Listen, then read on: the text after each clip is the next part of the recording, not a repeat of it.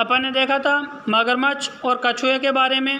अब देखेंगे अपन मेडूसा, जिसको मैराइन फिश भी कहते हैं, कि इसमें भी वातावरण द्वारा लिंग निर्धारण कैसे होता है।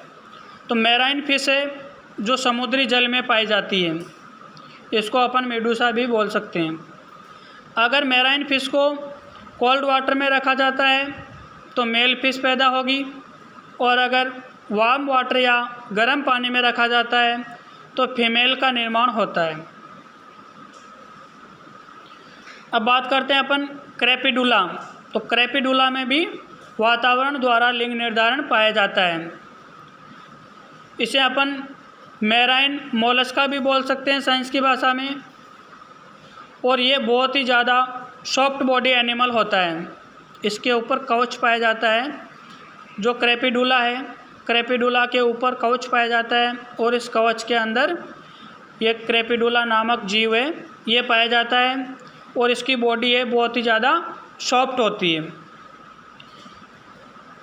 क्रेपिडुला से क्या होता है कि लार्वा का फॉर्मेशन या निर्माण होता है, और यदि इस लार्वा को किसी मादा जीव के साथ रखा जाता है तो वो लार्वा नर बन जाता है, और अगर यदि ये लार्वा अकेला ही डेवलप होता है तो इसे फीमेल का निर्माण होता है। यानी क्रेपिडुला के लार्वा को अगर किसी मादा के साथ रखा जाता है तो वो नर क्रेपिडुला बन जाता है, और यदि क्रेपिडुला के लार्वा को अकेला रखा जाता है तो वो मादा के रूप में डेवलप होता है। अब अपन देखते हैं हार्मोन द्वारा लिंग निर्धारण कैसे कौन कौन से जीव जंतु हैं जिनमें हार्मोन्स द्वारा लिंग निर्धारण होता है। जैसे उच्च कशेरुकियों में जनन अंगों के विकास पर हार्मोन का महत्वपूर्ण प्रभाव पड़ता है। जो भी उच्च कशेरुकीय जीव जंतु होते हैं उनके जनन अंगों का विकास है जो हार्मोन्स पर निर्भर करता है। अगर उनमें हार्मोन उचित मात्रा में स्रावित होते हैं तो उसके जनन अंग हैं जो अच्छी तरह से डेवलप होते हैं, और यदि उनमें हार्मोन कम या ज़्यादा मात्रा में स्रावित होते हैं तो उनके जनन अंग हैं जो डेवलप नहीं हो पाते हैं। तो इसके लिए सबसे पहले अपन देखते हैं प्रीमार्टिन का एग्जाम्पल। जो प्रीमार्टिन कंडीशन होती है इसका अध्ययन सबसे पहले लिली नामक वैज्ञानिक ने किया था। और प्रीमार्टिन क्या होता है कि यदि मादा के गर्भ में नर व मादा भ्रूण दोनों एक साथ ट्विंस के रूप में विकसित होते हैं तो मादा जनन अंगों का विकास नहीं हो पाता है, और वो मादा बच्चियाँ हमेशा के लिए बंदे हो जाती है। इस स्थिति को प्रीमार्टिन कहते हैं। लेकिन प्रीमार्टिन कंडीशन में जो नर पैदा होता है वो नर नॉर्मल या सामान्य होता है।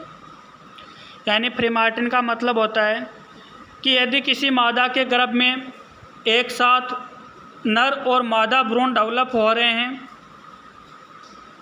तो उन दोनों भ्रूण में से जो मादा भ्रूण है उस मादा भ्रूण के मादा जनन अंगों का विकास नर भ्रूण या नर हार्मोन की उपस्थिति के कारण नहीं हो पाता है, और वो मादा भ्रूण हमेशा के लिए बंदे या स्टेराइल हो जाता है, और इस स्थिति को ही प्रीमार्टिन कहा जाता है।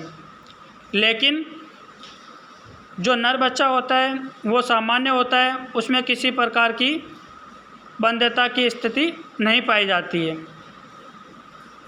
क्योंकि नर जनन अंगों का विकास पहले होता है जो नर लिंग हार्मोन का स्रावण करने लग जाते हैं, और वह मादा भ्रूण में पहुंचकर उसके जनन अंगों को भली भांति विकसित नहीं होने देते, और यह मादा बंदे रह जाती है।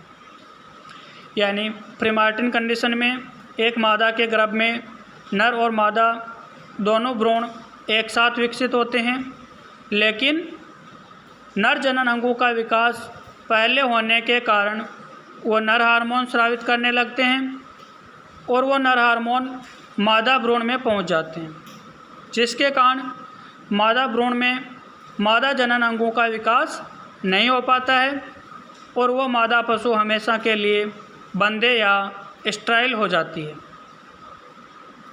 यहाँ पे आप देख रहे हो स्पर्म है और ये ओवम है, इनमें निषेचन हो गया। निषेचन के पश्चात जायगोट बन गया। अब जायगोट में क्या होता है कि मेल जायगोट है वो जल्दी डेवलप होता है, और मेल जायगोट जल्दी डेवलप होने के कारण फीमेल जायगोट का डेवलपमेंट मेल हार्मोन के कारण रुक जाता है, और फीमेल जायगोट में मेल के स्पर्मेटिड आने के कारण या सिम्टम आने के कारण फीमेल स्टेराइल हो जाती है। यानी मेल जायगोट में फीमेल जायगोट है वो डेवलप नहीं हो पाएगा, और फीमेल जायगोट में मेल जायगोट के लक्षण आ जाएंगे, जिसके कारण फीमेल स्टेराइल या बंदे हो जाती है। तो ये आपके जो प्रीमार्टिन कंडीशन है वो यहाँ पे ख़त्म हो जाती है।